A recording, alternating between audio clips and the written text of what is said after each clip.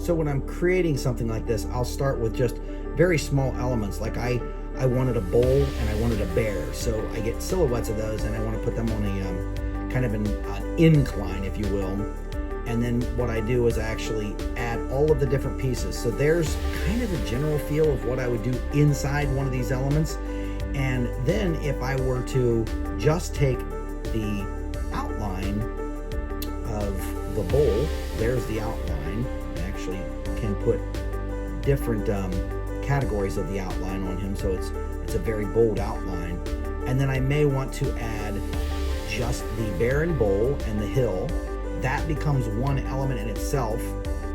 Then I'll go back and I'll actually print one of these. I export it as an SVG, so it gives me a different layer.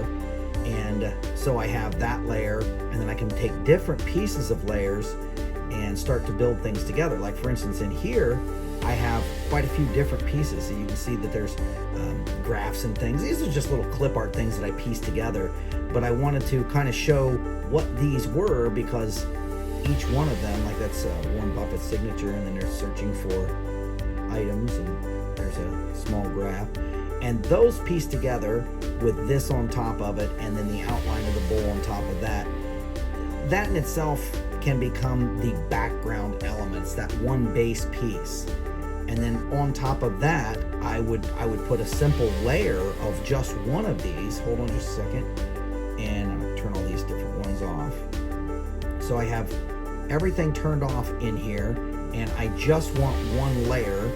So I go back to this, print this out, but I make sure that I hollow out the center so I don't have anything in there except an SVG of the outline. That becomes one of the outline pieces, and there's the inside piece if I need that. So then it gives me the opportunity to break these out individually and actually utilize only that outline piece or a front portion. Then I actually go into another software, export all those SVGs, and I come into this new software here. This is each one of the elements. If you can see, this right here is the outlines. So my piece of this, let's back off this just a little bit so you can kind of get an idea of what's going on here. The layout would have to have everything in here, each one of these elements individually positioned, each one of the outlines of the bowl individually positioned, and that's what each of these are.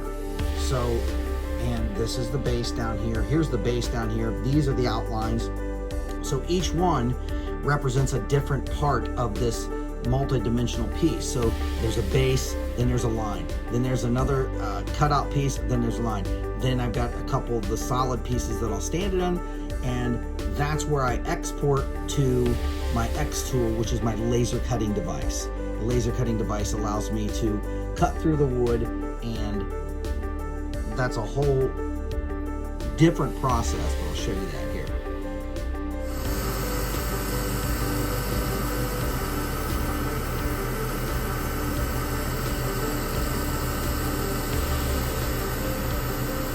So there's what's left of the wood, and this is just little 3mm wood, and I can show you this. It's very, very, very thin. So this thin piece of wood is what I'm cutting on, and I cut each one of these pieces out. This is the bases that I'm working on. So each one of these, I cut them in a different place over here because I wanted to make sure I had the full length of the wood. Neither here nor there. I get all those pieces and cut them out and start to assemble. And once I start to assemble, I actually stain them. So staining is a whole nother step to this. You can choose to do it or not, but I like to do it because it gives it a different feel. So you see, once they're cut out, I literally just take a brush and I have different types of stain that I use. I like to experiment with them. So there's a lighter stain, a darker stain, and a couple different variances. So what I do is, if this is the base one that I would be using, now this was a dark stain, I probably won't use that one. I want some separation between it and the next layer. If I put the next layer on, it lays right flat on it. So what I want to do is I want to put a layer in between those two. So let's get this out of the way here and put that in between the two, and then register it up. So now if you look at it, there's a little bit of a depth to it. That depth helps a lot. And then on the front of this one, so I don't just have a flat edge going off the side, I put another layer on top of that, and that layer gives it even more depth. So now I've got kind of a dimensional piece going here that's showing all of the different layers. That's roughly how we do it. And and I've got, this was a mock-up, so I've got a couple of different ones that I'm doing, but it was inspired by a couple of items that I've seen with the charging bull, the bear market, the bull market, the money sign, and then of course the charge. There's right there's Warren Buffett's signature, and there's another search for as if watching for investments. So that is the pieces as you would see them as I'm staining them.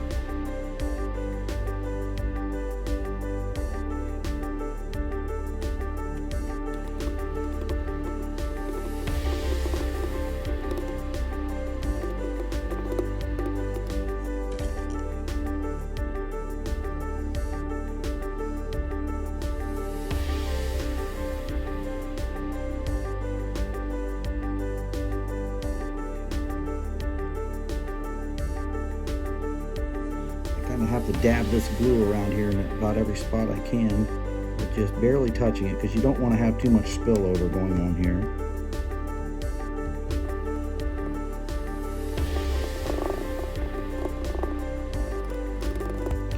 So now I have a couple layers of the wood, and then I just continue to add each layer that I've cut, so that there's space between each layer and the next layer. And so I cut an outline here, and I assemble these together.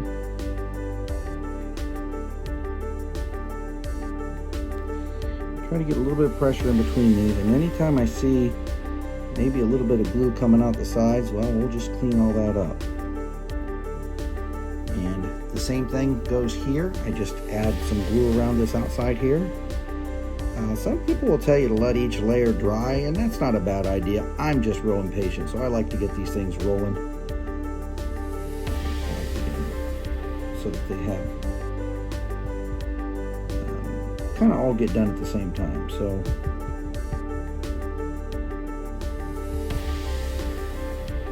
and I'm just adding just enough glue to allow it to hold each other together. I'll put the last piece on, and then I'm going to, you'll see I put some weight on top of it so to press it together. Now this glue will come out, it'll dry pretty much so clear, but so I take the last piece, which is a solid piece. Now I'm working in reverse on this, so this is upside down. Well, it's actually backwards. So from what you will be seeing it when you actually see the final piece. So I'm going to take these parts of glue that you might see down in here. So there's a little bit of glue there. Just make sure I wipe it out because I want it to be smooth. The glue won't dry like a white piece out there, so you're not going to see it, but it's good not to have any lumps. So then I kind of try to take it and I sort of make sure that it is as close to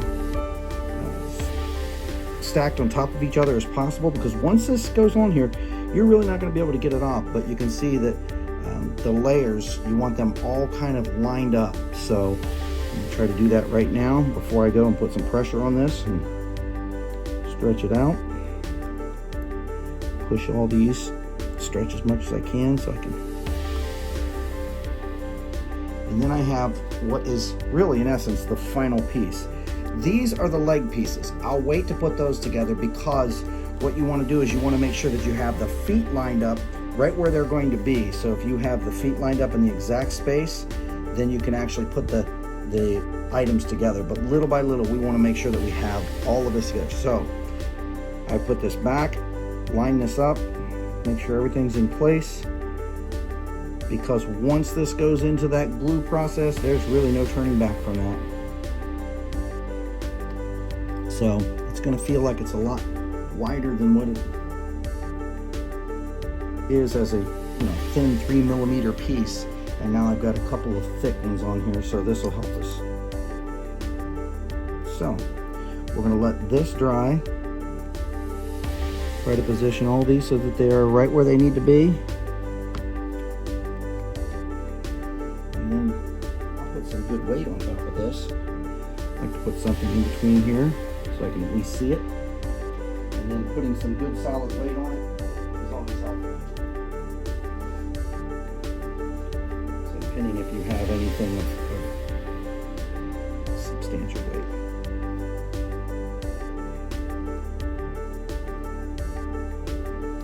So I've had these sitting here and gluing, And this is kind of how it comes out when you're finished with this. So you've got a little bit of a depth to it. You can see the shadows being cast across the back of it.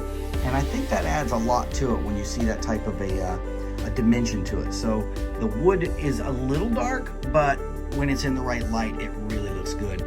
And I'll spray this with some urethane, spray urethane, just to kind of keep that gloss, that sheen going on it. And once I get these done, they will position inside these legs here. So this base will be positioned just like this. And that will hold the legs up in place. And once it's in place, there's no worry to move it. It actually stands up by itself, and you can see it right there. There it is. All right, so this is the final piece here. So may put another layer of polyurethane on it, but for the most part, that's how it looks. That's how it'll be. And it's sturdy, stands on a stand. It's got some good depth to it. You can see the bear in the bowl there. And, I think that it'll look grand on the desk. So hopefully it's something that inspires you. I've been inspired by others, and I wanted to see how it would go if I wanted to create something like this unique. And well, that's the result. Hope you like it. Thanks for watching.